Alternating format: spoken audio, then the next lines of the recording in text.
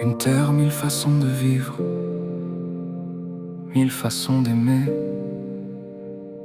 mais le même pays.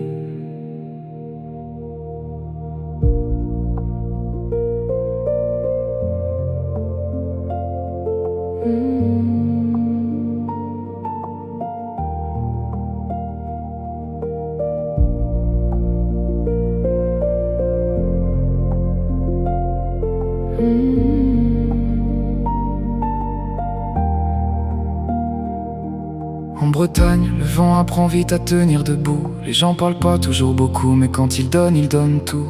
La mer fatigue les corps, mais elle renforce les âmes. On grandit avec le bruit des vagues, comme d'autres avec les cloches des villages. La Corse a le regard fier, la mémoire longue.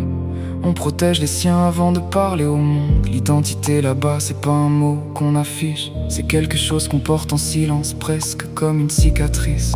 Dans le sud, les journées prennent leur temps. On discute longtemps même pour des choses sans importance. On apprend à profiter avant de courir partout, comme si vivre vraiment valait mieux que vivre vite surtout. C'est la France avec ses différences, ses accents, ses habitudes, ses silences. Des quartiers serrés jusqu'au village perdu. On ne vit pas pareil, mais on se reconnaît quand même un peu.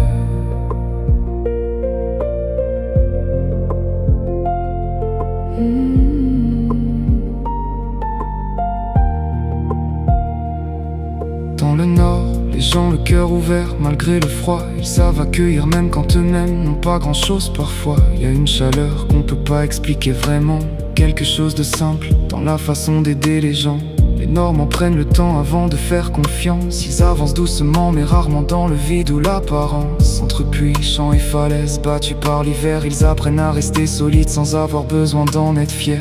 L'Alsace garde ses traditions comme on garde des souvenirs, pas pour rester bloqué hier mais pour pas tout laisser partir. On sent dans les rues, dans les fêtes et dans les maisons le besoin de transmettre quelque chose aux prochaines générations. Et dans les montagnes, les Savoyards apprennent tôt l'effort. L'hiver rend les choses plus dures mais rapproche encore. Là-haut le silence apprend parfois plus que les mots. Et chaque sommet rappelle qu'on n'avance jamais sans porter un peu de poids. C'est la France avec ses différences, ses accents, ses habitudes, ses silences. Des villes immenses aux campagnes inconnues. On ne voit pas le monde pareil, mais on partage la même rue.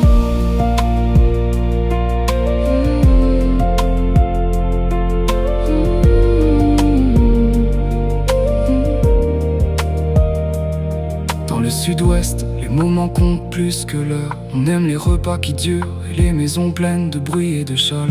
On fait de la place facilement autour de la table, comme si personne devait rester seul quand la soirée devient agréable.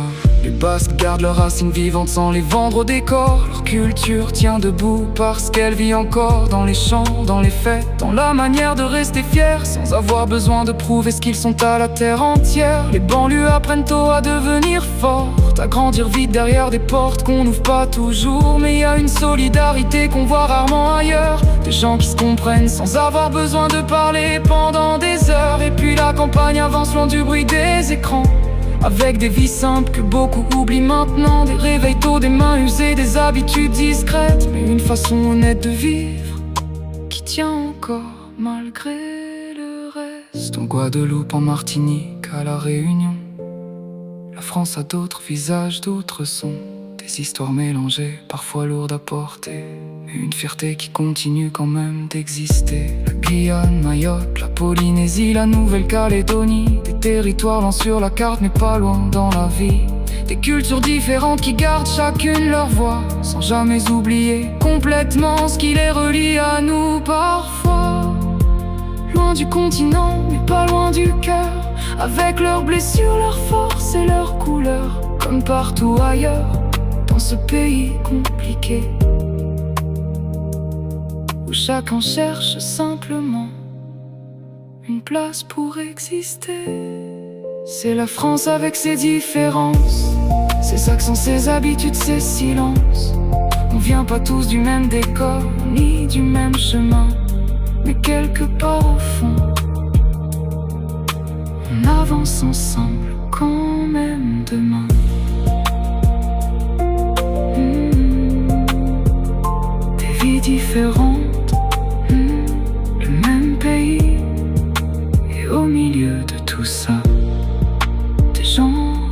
essaye.